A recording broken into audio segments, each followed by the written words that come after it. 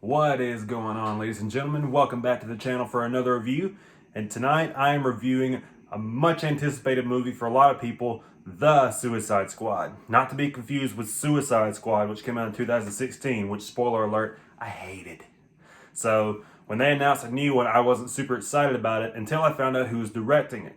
Now, this movie is directed by James Gunn, and if you're a fan of comic book movies, specifically the Marvel movies, this may sound familiar because he is the genius behind Guardians of the Galaxy. Now, let me clarify, this is not a Marvel movie. This is a DC movie. I know some of you guys watching this would be like, well, no, duh, but some won't. Some don't know the difference. But just to give you a little bit of backstory with this too, if anybody wasn't following the geek culture a few years ago, James Gunn was an early victim of cancel culture, because that always works. And he tweeted some things a decade or so ago, and Disney found out about it and fired him from Guardians of the Galaxy Volume 3. And after that, Warner Brothers picked him up to direct The Suicide Squad. Now, Disney and James Gunn since worked things out, and he will in fact be back directing Guardians of the Galaxy 3. So they're cool now, but for a while there, DC and Warner Brothers picked up on an opportunity and they snatched one of Marvel's hottest directors. You can tell that this movie is directed by the same guy who did Guardians of the Galaxy, but let me go ahead and get this cat out of the bag right now. This is a comic book movie that is rated R, and it is a hard R. I mean, this is Deadpool level. I mean, moms and dads, you got 12-year-old kid likes, hey, let's comic book movie, let's go see it. It's probably not the one for you. This is definitely for adults. It really pushes the limit. This is one of the goriest comic book movies I've ever seen. It's been a while since I've seen Deadpool, but this one might be bloodier than Deadpool.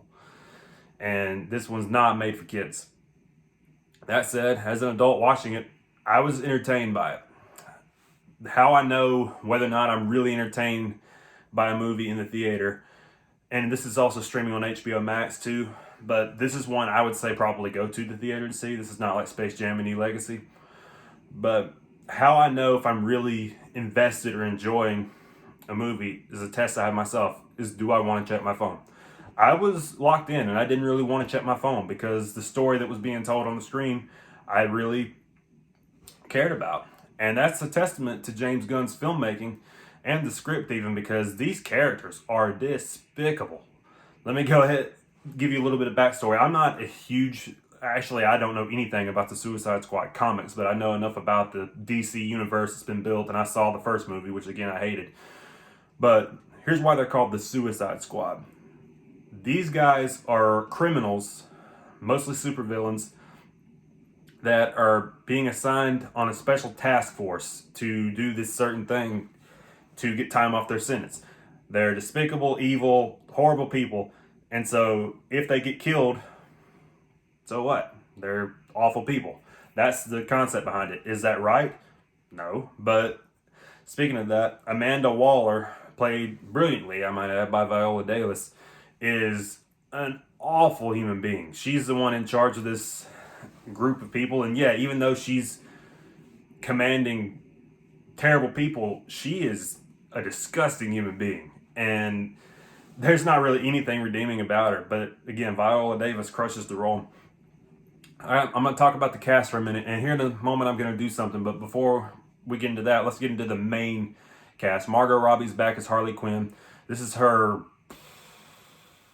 third or fourth outing as Harley Quinn. And she owns the role. I mean, if you know anything about the character of Harley Quinn, she debuted in the Batman animated series that came out in the early 90s. And she's crazy, but she's just likable. I mean, she's nuts. But Margot Robbie owns the role, and I heard some rumors that she was actually going to leave the role, and I hope that's not true because she's so good in it. Idris Elba also comes in as the character known as Bloodspot, not to be confused with Will Smith's character Deadshot. Completely different character. Will Smith couldn't do this one for scheduling reasons, is what I read.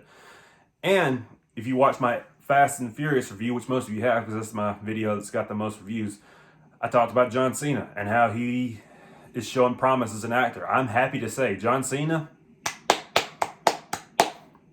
good job. He plays the Peacemaker. And when I first read about this character he's playing, because again, I didn't know anything about it, I was told he was not kind of a jerky Captain America. He is an awful human being. He's called the Peacemaker because his goal is to have peace. But he goes about it in such an awful, terrible way. And he does things like, man, Cena's really good in the role, and I like Cena, but this character is terrible. All right, so I'm going to do something I don't usually do in these reviews, and I won't make a habit out of this, but when I do it, I'm going to give you a sign so you know. I'm about to spoil something. And I don't like doing spoilers, but I feel like I have to talk about this. So if you are just absolutely set, you don't want to be spoiled about anything involving the plot, I'm going to put my hands up like this. When I put my hands down, the spoiler is over. So in about 3 seconds, I'm going to put my hands up, and then I'm talking spoilers. Fast forward, and when I put my hands down, you're good. Okay, so if you've seen this poster and you've looked at the cast of this movie, this is a very star-studded cast. Most of the cast gets killed off in the first scene. Literally the first scene of the entire movie. They're gone, like dead. And it's big names, and you think, did they really just do that? Yeah, they did. If they're not like front and center on the poster, they probably get killed in literally the first 10 minutes of the movie. So again, feel like I had to talk about that. Welcome back, those of you who skipped ahead to miss the spoiler. But yeah, I felt like I needed to talk about that. And after you've seen the movie, come back and watch this out and hear what I had to say about that if you want to, or don't, whatever. The main, and I was talking about cast. I got to mention one more. Sylvester Stallone plays a shark, and that you may hear that it's like Sylvester Stallone plays a shark. he is hysterical, but he also has by far the grossest scene in the movie, and I'm talking it's grotesque. It really is. But I do have one more and this is just a little nitpick, and any comic book fanboys that hear this and they may be like, well, here's why that happens. But I just had this thought, and it's like, this takes place in the same world as the Justice League and Man of Steel and all that. Superman is actually referenced in the movie, so it's clear Superman is alive and well. He exists in this world. There's a big, giant monster thing at the end of the movie. Where is the Justice League? Where is Superman? It's like, where are they at? You know? And it just kind of bugged me. So, final thoughts on the movie. Again, not made for kids at all. If you are wanting to see a comic book movie with the family, go see Black Widow, maybe wait for Shang-Chi. This is not the one.